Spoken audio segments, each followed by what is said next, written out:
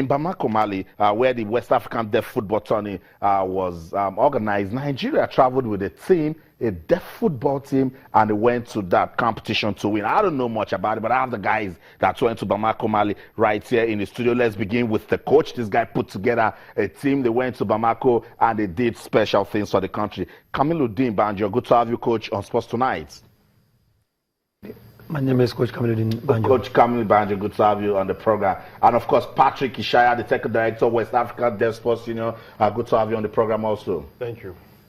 You know, so much can be done with special sports. Let me begin with your Technical Director, talking about the technicalities. A lot of people don't know what we can do with special sports, but deaf football, I don't know. How do we come about it? How do we put a team together that actually went to Mali to win?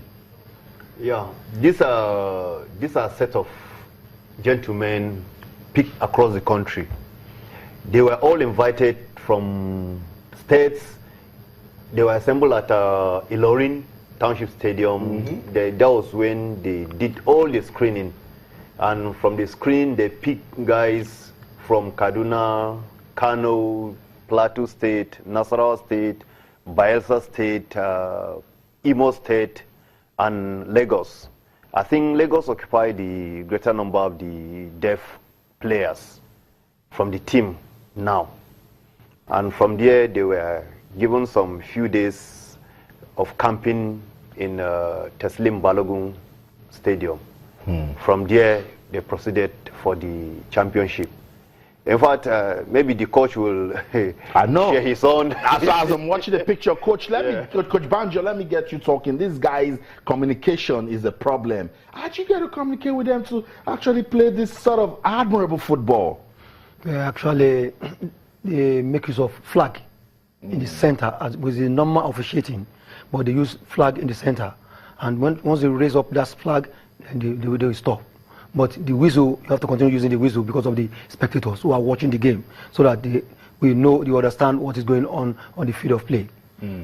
So you deploy the use of sign language. You teach these kids, these are footballers, sign languages? Actually, because if you want to teach the deaf football, you must understand the sign language as well. Because sign language will give you an edge to give them the best of the coaching, of the coaching, so that you can be able to develop them very well before you can take them out, because they are very adherent. Because whatever you teach them, they pick it up very fast, because you know they play concentrated football.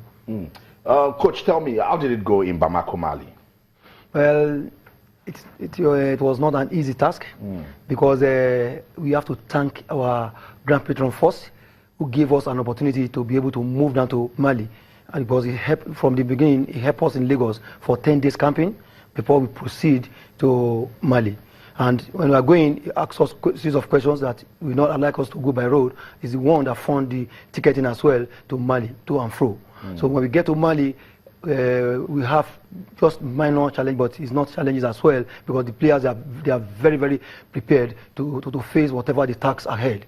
Then our first match is like we walk over the game and get our 3 points. But along the line, there is a protest that we have to replay the game. We are not bothered. Then we play the second match against the host country, which is Mali. And they defeated us 2-1. Then in the next match, we won 1-0 against Gambia. Then Ivory Coast was rescheduled. They couldn't be able to show up. Then we claimed our 3 points as well. Then we moved to the semi-final of the game. We defeated Sierra Leone 4-0, and we moved to the final of the game. In the final, we met host country again, and that is where we decided that we must win. We must. And our patron, Grand Patron, Emmanuel Ibru, was also around. He motivated the boys to make sure that they must get the cup back to the country. And along the line, the host country was leading in the first half of the game, but in the second half, we have to go and talk to the boys and mobilize them with talks and other this thing.